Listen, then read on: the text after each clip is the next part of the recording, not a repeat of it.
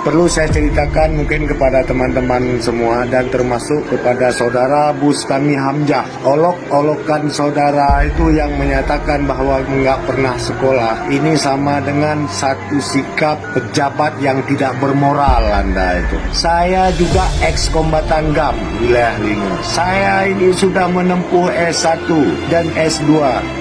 Jadi saudara menghina saya dan anak-anak saya pun ikut marah sama kamu. Memancing emosi-emosi ex-kombatan GAM. Jangan pernah hina bangsa kamu sendiri. Kalau kamu menghina bangsa kamu sendiri, berarti kamu lebih terhina.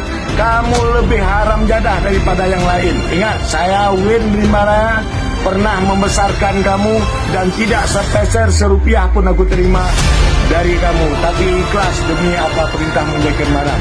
Hari ini kamu hina Mujahid Manap, ya, kamu hina pemimpin kami, ya, apa sih lebihnya kamu? Ingat, kamu sudah memancing amarah kami.